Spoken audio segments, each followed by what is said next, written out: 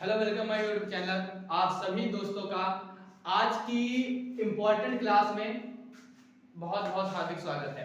आज की class topic से हटके कुछ अलग लेके आए हैं कि आप लोग अच्छा देखते होंगे कि हम लोग जब एग्जाम में बैठते हैं तो हमें कैलकुलेशन करने में बहुत ज़्यादा बाधाओं का सामना करना पड़ता है। तो आज की क्लास में छोटी सी क्लास है, उसमें हम आप लोगों को बताएंगे कि कैलकुलेशन को हम आसान तरीके से कैसे कर सकते हैं। बाकी आप लोग शुरू से अंत तक जुड़े रहिएगा, आपको कुछ ना कुछ अच्छा सीखने को जरूर मिलेगा। बताइए पहले हमें ये बताओ, अच्छा कैलकुलेशन करने में किन किन लोगों को प्रॉब्लम होती है? बहुत लोगों को प्रॉब्लम होती है।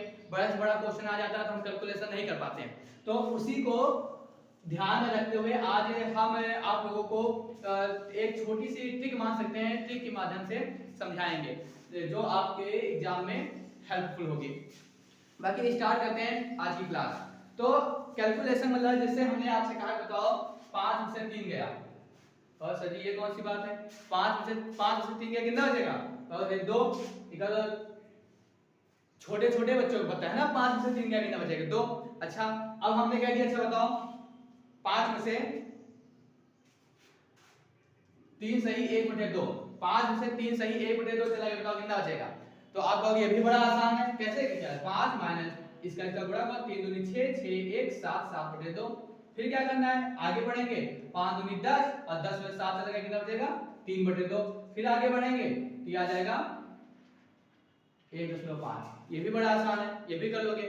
हमने कहा अच्छा बड़ा आसान है, तो अच्छा आसान है तो हमें ये अलग करके बताओ, ये अलग करके बताओ आसान है तो 58 माइनस 45 सही 85/90, ये करके बताओ। भाई आसान था तो ये अलग करके बताओ। तो आप लोग कहेंगे सर इसको भी हो जाएगा लेकिन टाइम लगेगा ना, टाइम लगेगा, इसको भी हम लोग कर लेंगे लेकिन टाइम लगेगा। तो टाइम क्यों लगेगा? टाइम नहीं लगना चाहिए। तो इसलिए यही चीज तो हम लोग सीखने के लिए आ जाए हैं कि बिना टाइम लगे हम आसान तरीके से इसको कैसे सॉल्व कर सकते हैं। समझ आया? तो इसको सॉल्व करने की एक छोटा सा कॉन्सेप्ट है, ट्रिक मान सकते हैं, ट्रिक है छोटी सी। ट्रिक क्या है देखो, हमें तो पहले ये बताओ, जैसे हमने लिख दिया 3 माइनस 1 सही 1/2, ये लिख दिया। अच्छा हमें ये बताओ कि ये क्या 1 से ज्यादा है? 1 से ज्यादा है, इसका मान 1 से ज्यादा आएगा। तो आप कहेंगे हाँ सर इतना तो पता है कि इसका मान हमेशा 1 से ज्यादा आएगा, 100% 1 से ज्यादा आएगा, क्योंकि 1 और आधा, आधा क्या 0.5 यही तो होता है ना।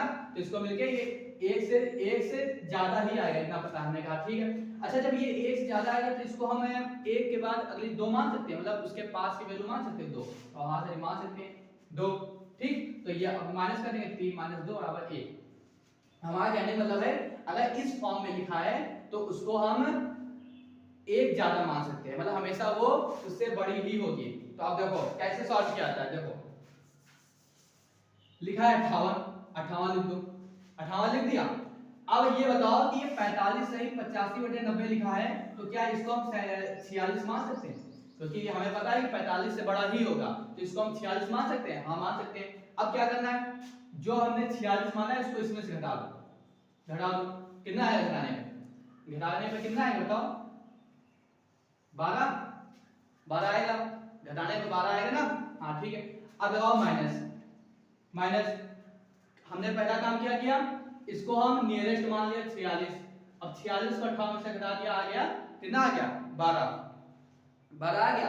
अब क्या करना है, अब करना, अब कुछ नहीं करना, देखो 12, अब बटे में क्या लिखा है 90, 90 को ऐसे लिख दो, बटे वाले को ऐसे लिख दो, और अगला स्टेप क्या करना है कि नीचे वाले से ऊपर वाले को घटा दो, मतलब बटे हर को अंश से घटा दो। तो 90 में से 85 चला गया, कितना आ गया 5, यही हमारा आ जाएगा आंसर।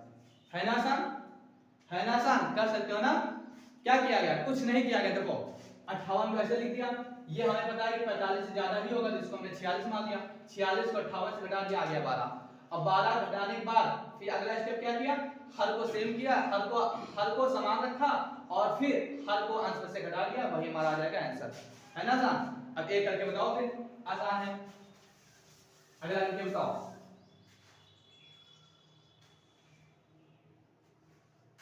अगला है 98 माइनस 10 सही 10/29, ये करके बताओ। बताओ इसका मान कितना है, जल्दी बताओ इसका मान कितना है। अब देखो बिना टाइम लगाए 2 मिनट में कैसे करते हैं। 10 लिखा है, 100% 10 से ज्यादा होगा, तो इस पूरे को हमने मान लिया 11 मान लिया। इस 11 इसमें से 11 घटा देंगे 98 से, 98 में से 11 चला जाएगा, कितना बचेगा? तो ये आपको बचेगा 87। 87 बचा, हर को सेम रखो और हर में से अंश को घटा दो। 29 में से 10 गया, 29 में से 10 गया, कितना बचेगा? 19। यही हमारा आ जाएगा आंसर। समझ आया? कर पा रहे हो ना आसान तरीके से? तो अगर इस तरीके से क्वेश्चन आ गए, इस तरीके से आपको कैलकुलेशन करनी पड़ेगी, तो आसान तरीके से आप कर सकते हैं। अच्छा, अब बताओ अगला, अब अगले स्टेप की ओर चलते हैं। अगला हम लोग क्या सीखेंगे? अगला हम लोग ये सीखेंगे कि बताओ 40 में से 20 गया, 40 में से 20 गया, तो सही 20 बड़ा आसान है, 40 में से 20 गया 20। अब बताओ, अच्छा अगला बताओ कि 39 में से 5.57 चला गया, कितना आएगा? अब सर इसमें टाइम लग सकता है ना, माइनस करेंगे, इसे करेंगे, 39 लिखेंगे और फिर 39 के बाद लिखेंगे 5 को इधर लिखेंगे, पॉइंट लगाएंगे, फिर 57 लिखेंगे, यहाँ दो संख्या बढ़ गई है तो इधर लगा देंगे 0, अब इसको माइनस करेंगे। ऐसा तो करोगे ना, ऐसा थोड़ी ना करना है। ऐसा करना होता तो आज हम लोग यहाँ क्यों आते हैं? बताओ पहले, ऐसा करना होता तो ऐसे नहीं करना है। अब इसको भी देखो आसान तरीके से कैसे सॉल्व करते हैं, कैसे सॉल्व किया था, कुछ नहीं करना। 39 लिखा है, 39 लिखा है और 39 में लिखा है 5.57, ये 5 से ज्यादा है, दिख ही रहा है साफ साफ कि 5 से ज्यादा है, तो इसको हम क्या मान लें? इसको 6 मान लें, 6 मान लिया। अब इस 6 को 39 से घटा देंगे, 6 को 39 से घटा दो, घटाने में क्या बचेगा? घटाने में आपको बचेगा 33, 33 बचा, 33 बचा। अब लगा देंगे पॉइंट, 33 के बाद क्या लगा देंगे? पॉइंट। अब एक चीज ध्यान रखना है, पॉइंट के बाद कितनी संख्याएं हैं? बहुत सारी, 2 संख्याएं। पॉइंट के बाद कितनी संख्या है? 2 संख्याएं। अगर पॉइंट के बाद एक संख्या हो तो उसको हम 10 में से माइनस करेंगे। अगर पॉइंट के बाद 2 संख्या हो तो उसको कितने से माइनस करेंगे? 100 से माइनस करेंगे। अगर पॉइंट के बाद 3 संख्या दी हो तो उसको हम 1000 से माइनस करेंगे। कहने का मतलब है कि पॉइंट के बाद जितनी संख्या दी रहेगी उतने ही 10 है, अगर एक संख्या दी है 10 से माइनस, 2 दी है 100 से माइनस, 3 दी है तो 1000 से माइनस। किसको माइनस करना है? पॉइंट के बाद जितनी भी संख्या लिखी है इसको। तो बताओ 2 संख्याएं लिखी हैं तो हम किससे माइनस करेंगे? 100 से माइनस करेंगे। अब बताओ 100 में से 57 गया, 100 में से 57 गया, पता कितना बचेगा? 43। यही हमारा हो जाएगा आंसर। ठीक, तो 33 सही, ओ सॉरी 33.43 ये हमारा हो जाएगा इसका आंसर। है ना आसान? आसान है तो अगला करके बताओ फिर, बताओ अगला क्वेश्चन है, अगला आप लोग बताएंगे। मजा आ रहा है तो एक कमेंट करो कि हाँ हाँ सर जी मजा आ रहा है, और ज्यादा से ज्यादा वीडियो को शेयर भी करो। बताओ अगला क्वेश्चन है, अगला क्वेश्चन ये बताओ कि हमने दिया 50 माइनस 8.40, इसको बताओ कितना आएगा?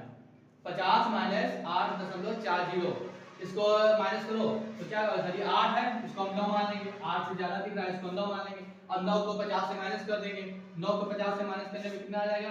तो आप कहेंगे सर 41।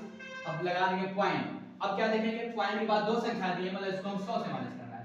2 संख्या दी है मतलब इसको हमें 100 से माइनस करना है, तो 100 में से 40 गया, 60 बचेगा, तो 60 लिख दो।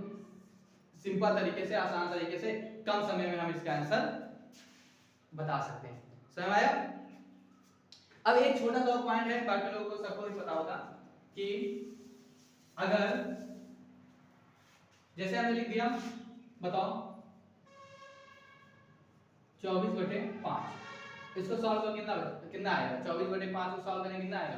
तो आप कहेंगे सर 5 चौक 20, पॉइंट लगाएंगे, 4 बचा, 0 बढ़ा दिया और 5 चौक 45, 40 ही आएगा। ऐसा नहीं करना। देखो अगर हर में सुनो हमारी बात, अगर हर में 2 दिया हो या 5 दिया हो, अगर हर में 2 दिया हो 5 दिया हो और अंश में चाहे जितनी बड़ी संख्या दी गई हो, अंश में चाहे जितनी बड़ी संख्या दी हो, नीचे हमें क्या बनाना है? नीचे हमें 0 के फॉर्म में बनाना है। जैसे हमने दिया 25 और बटे क्या दिया? 25/5, 5 दिया है, तो इसको सॉल्व करेंगे कितना आएगा? ऊपर नीचे 2 से गुणा कर दो, 2 से गुणा कर देंगे तो 25 दूना 50 और 50 बटे नीचे कितना आएगा? 10।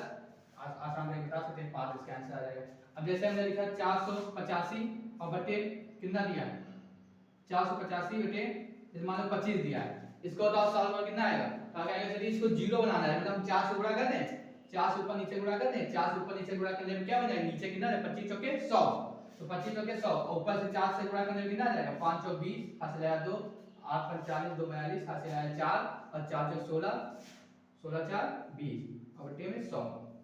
ठीक 100 आ गया, एक जीरो से एक जीरो कट गया, यहाँ से एक जीरो हटेगा, पॉइंट यहाँ लग जाएगा। इसका आंसर आसान तरीके से आ सकता है। मतलब हमें कहने का मतलब है कि हर में अगर 2 5 वैल्यू दी हो तो हर को हम जीरो के फॉर्म में बना के उसका आंसर आसान तरीके से बता सकते हैं। तो आज के लिए बस इतना ही था, एक छोटी सी क्लास थी, बेसिक क्लास थी। तो आप इस क्लास को ज़्यादा से ज़्यादा शेयर कीजिए और अगर अच्छी लगी हो तो एक अच्छा सा कमेंट करिए। बाकी आपको मिलते हैं नेक्स्ट क्लास में।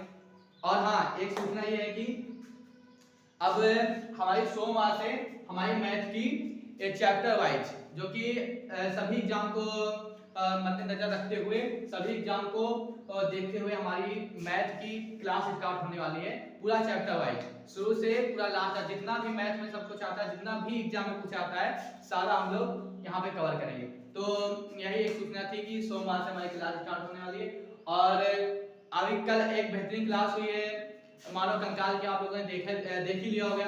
उस क्लास को ज्यादा से ज्यादा शेयर कीजिए और उसका पार्ट 2 आना भी बाकी है, उसका आपको पार्ट 2 सोमवार को मिल जाएगा। और बाकी आप पढ़ते रहिए, हंसते रहिए, मुस्कुराते रहिए। मिलते हैं आपको नेक्स्ट वीडियो में। जय हिंद।